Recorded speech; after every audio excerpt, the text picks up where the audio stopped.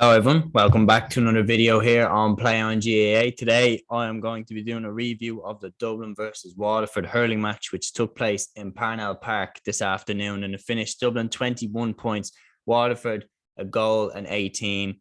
A very hard fought game, and a draw in my opinion was the fair result. Waterford were of course without their Ballygunner lads. Very interested in some of the lads that they had starting. Obviously Tom Barron started at wing back, Carhag Daly at midfield is a player that I think has great potential for the Waterford team. On the Dublin side, John Bellew started at wing back. Paddy Smith started at centre half back. Colin Curry started in the forwards. He's been very impressive for Na Fianna throughout the entire club championship in Dublin. He looked pretty good.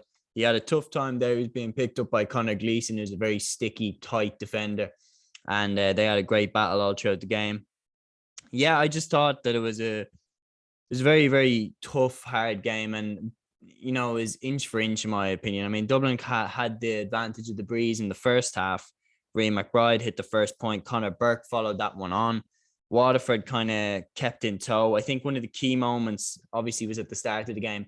Colin Dunford burnt Andy Dunphy for pace, got back towards the goal, and Cian O'Callaghan came across, made no real attempt, in my opinion, to play the ball. Rightfully dismissed on the sin bin, the black card, with the penalty following it. Stephen Bennett buried the penalty, one of the best. You're not going to see a better penalty than the one that Bennett took, hard and low into the ground. No chance for Sean Brennan. DJ Foran tagged on another point after that.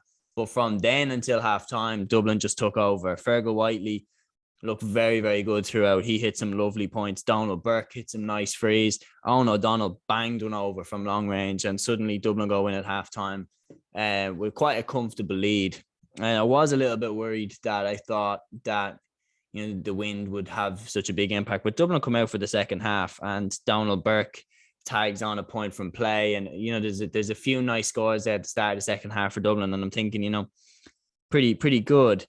Then, DJ Foran gets a point. Waterford tag on two in a row, and they're thinking, all right, now they're coming back. And then they put together an absolutely gorgeous move. Waterford do. They're spraying the ball around, and then it ends up in the hands of Austin Gleeson, and he pings it back across the goal to Jack Prendergast. Sean Brennan is forced to come out to confront Prendergast as 1v1. Brennan just completely takes him out, puts him down. And yeah, rightfully so. Again, another penalty, another black card, another sin bin. Alan Nolan comes in, replaces Ronan Hayes, and just like that, again, Bennett buries the penalty past Alan Nolan. To be honest, I think it was savable, but I do understand that Alan Nolan had just come in off the bench. He was probably a little bit cold, and maybe if he had started the game, he might have saved that penalty. There was handbags as well throughout. Danny Sutcliffe and Iarla Daly both got yellow cards. I just think the draw was definitely the fair result. And I mean, coming towards the end, Donald Burke and Stephen Bennett both hit brilliant frees. There was a moment where it did definitely look like Eamon Dillon might have hit the winning point for Dublin. I mean, the Dublin got an indirect free. Donald Burke struck the ball in low. Kind of glided the ball in. Eamon Dillon makes an unbelievable catch and swings it over the bar. And just like that, Dublin are into the lead. But then Waterford, go right down the other end, and Stephen Bennett hits over the equaliser. And then Bennett and Donald Burke trade frees, and a draw is the fair result. Donald Burke had a chance to win the game right at the end. It was a very, very hard shot, and he put it wide. I don't blame him for missing that at all. It was a very, very tough shot. It finishes 21 points to Dublin, 118 to Waterford. Which of the sides will be more happy with this result? I think Waterford can get stronger than Dublin can, to be 100% honest. Dublin don't have the players to come back that Waterford have to come back. Waterford have Tadhg de Búrca to come back, and that's not even mentioning the Ballygunner lads, your Pádraig Mahonys, your Desi Hutchinsons. So yeah, there's more to come back for Waterford. For Dublin, there's obviously Liam Rush is to come back, Dara Gray is to come back. So Dublin are definitely getting stronger, and the short passing for Dublin was a lot better. I think Matty Kenny has had a lot of time to really kind of embed his kind of outlook on the game into the Dublin team. And the short passing looked very, very good today. So definitely positives. I think Dublin have low key have a better chance of winning the Leinster Championship in hurling this year than we have in a long time, because obviously Galway are in transition under the new manager Shefflin. It's same thing with Wexford and Kilkenny.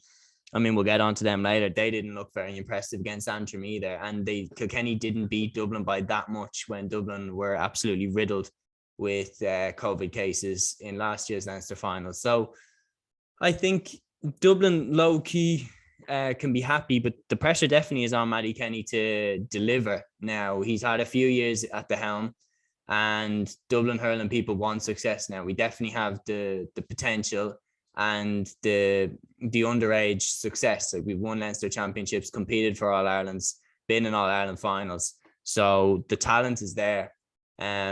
So yeah, it would be very, very interesting to see how it all plays out. Dublin and Waterford, two teams that are definitely on the rise. Liam Cahill as well at Waterford there, running a very smooth ship. Michael Kiley's a player that I really, really can't wait to see. He came on. He didn't get that much time, but I can't wait to see him get more time in the Waterford jersey. He's a really special player. Will be very interesting to see how it goes. Yeah, that's my thoughts on this game. Both teams looking pretty good. So finishes Dublin 21 points, Waterford 118.